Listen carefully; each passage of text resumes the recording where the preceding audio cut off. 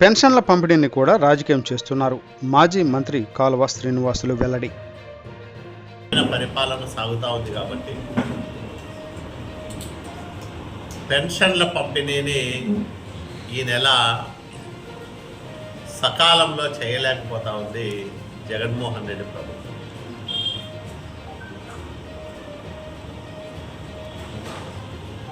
మామూలుగా అయితే చాలా గొప్పగా చెప్పుకునేవాళ్ళు, 1వ తేదీనే మేము పెన్షన్లు పంపిణీ చేస్తాము.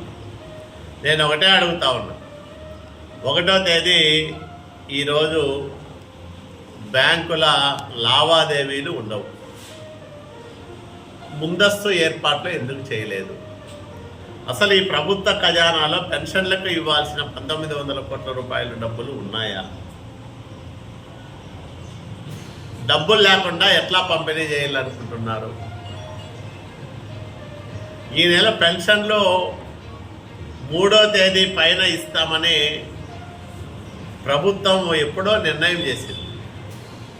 సెలవులు కాబట్టి, వరుస సెలవులు కాబట్టి బ్యాంకులకి 1-2 తేదీల్లో మేము పెన్షన్లు ఇవ్వడం లేదని ముందే చెప్పింది.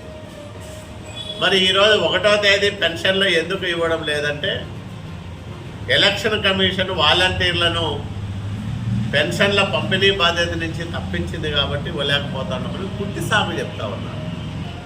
ఎవరిని మోసం చేయడానికి ఈ రకమైన సాకులు ఎదుగుతూ ఉన్నారు జగన్మోహన్ రెడ్డి? నేను అడుగుతా ఉన్నాను.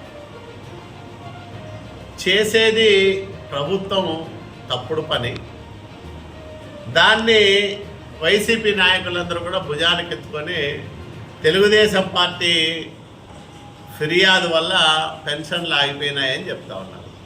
తెలుగుదేశం పార్టీ ఎక్కడ ఫిర్యాదు చేసింది? ఎవరికి ఫిర్యాదు చేసింది? మాజీ రాష్ట్ర ఎన్నికల అధికారిగా ఉన్న వ్యక్తి రమేష్ కుమార్ గారు ఫిర్యాదు చేశారు.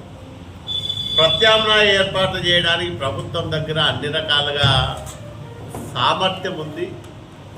యంత్రాంగానికి చెప్తే, డబ్బులు సిద్ధం చేస్తే వెంటనే పంపిణీ చేసే యంత్రాంగం కూడా ఉంది, సచివాలయ సిబ్బంది ఉంది. ఒక గ్రామంలో ఇళ్ళ దగ్గరికి పోయి ఇవ్వడానికి ఎలాంటి ఇబ్బందులు లేవు.